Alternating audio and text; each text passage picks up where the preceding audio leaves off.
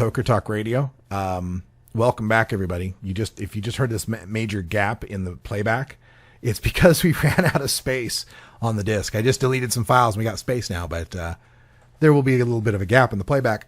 That's my fault. Didn't delete enough stuff. Anyway, closing things out here, wanted to get back to some of the stories in the news and just had some further comment on them. This Florida campaign, they're going to end up spending $20 million on this medical marijuana campaign. And for me, like Sheldon Adelson kicking in $2.5 million to Florida Medical shows me that this is kind of like their Waterloo. This is their last stand. This is, well, Waterloo, I guess. Well, I'll tell you what, when they brought John Morgan in on that, that was it. Because, see, he is Charlie Crist's boss. Right. Or was Charlie Crist's boss. I don't know whether he still is or not, whether Chris is still practicing law. But, yeah, and he, major contributor, in which you've heard the Wasserman Schultz ads on there.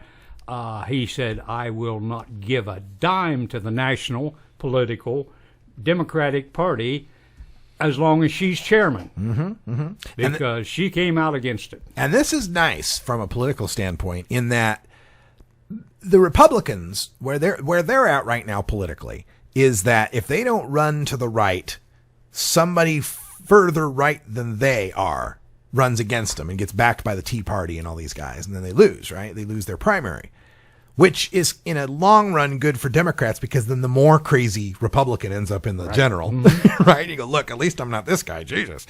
But for Democrats, they've never had that. Democrats have always kind of tacked to the center because they're going after money, right? Not a whole lot of money on the far left, but a whole lot in the middle, right? And going after Wall Street money and stuff. Medical marijuana, I think, and marijuana in general, could be that left-wing issue, because generally the far right of the Republican Party and far left of the Democratic Party both support legalization for different reasons. The libertarian side, they're all about free markets and, states' rights, and the right's all about social justice and freedom and all that. But could this be the issue that starts pulling Democrats leftward? Where a Debbie Wasserman Schultz, who's a very centrist DNC or DSCC?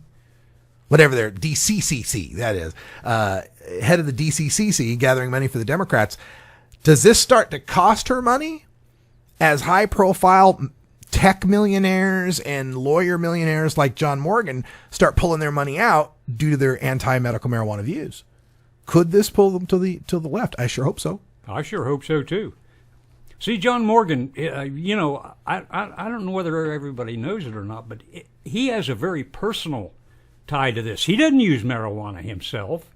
I mean, he's probably the biggest lawyer in Florida.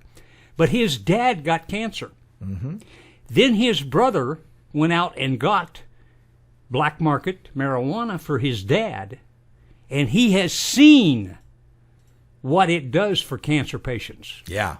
And that when you pull somebody in like that, it's kind of like Sanjay Gupta. When he saw it with his own eyes. It does stop her seizures. Yeah. You mean, wait a minute, they've been lying all this time? That's a hard thing. It's a hard realization to come to. Right. Right? Like in sci-fi, right? The Captain America movie, right? Captain America's in the 40s. He crashes his plane in the water. He's, frozen for 70 years. When they bring him to in a fake 1940s hospital room, so that they don't, jar him with, oh my God, I've been asleep for 70 years. And he ends up seeing New York City and Times Square, and, Sam Jackson comes out, whatever. It's great shot, right?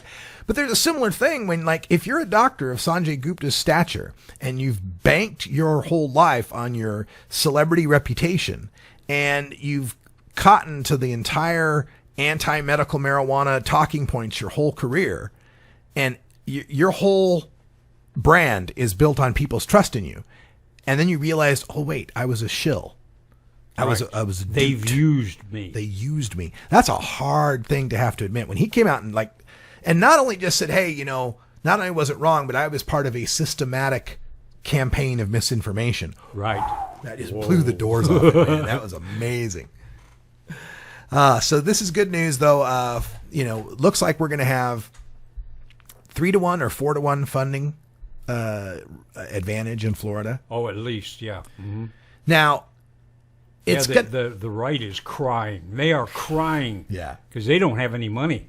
Yeah, and I don't know, how the Florida sheriffs are against this, and they're going to try to use the same old tired arguments that, medical marijuana is a front for legalization. It's going to lead to more crime. More kids will use blah, blah, blah, blah, blah. And they'll be making that argument against medical when it can't even be made against legal anymore. When you look at Colorado and Washington. Right. More kids aren't using, crime didn't go up, streets are safe, travel's up, we're raising all this tax money. The sky didn't fall. What's really going to blow their minds is when teen use drops. Yeah. That's because it's 50% in the Netherlands what it is in the United States. Yeah. It's just no big deal. deal. It's 50% per capita wise. Mm-hmm. Yeah. It's just no big deal. This is going to be fun to watch these sheriffs scrambling as they sink into the tar pits, as they slowly go extinct, trying to make 20th century anti-medical marijuana scaremongering talking point arguments against 21st century medical marijuana. We got a caller calling in. We've only got a minute or so left on the show, but you're on the air, 787. Go ahead. Yeah, hi. This is Carlos. I'm calling from Puerto Rico, and, thanks for taking my call, first of all. You bet. We're kind of desperate here. We need somebody to actually, get into the topic of what's going on here, because we have had 2 bills, one passed by the Senate, local Senate, and one kind of watered down and passed by the House, and obviously they're essentially a distraction to the topic of actually legalizing or at least decriminalizing. And Carlos, I apologize, man. I have to cut you off because we're just about out of time. But, we're on every weekday. And if you could call back in a little bit earlier, I would love to talk Puerto Rico legalization. Okay, man? Oh, absolutely. Absolutely, Russ. And I'll do my best to call tomorrow a bit earlier. It's already, I believe, at 8 p.m. here our time. So we can go into detail. I can actually yes, give please. you facts and discuss it. All right. Thank you so much, Carlos. And thanks, everybody, for listening. For Left Wing Larry, I'm Radical Russ. Thanks for joining us here.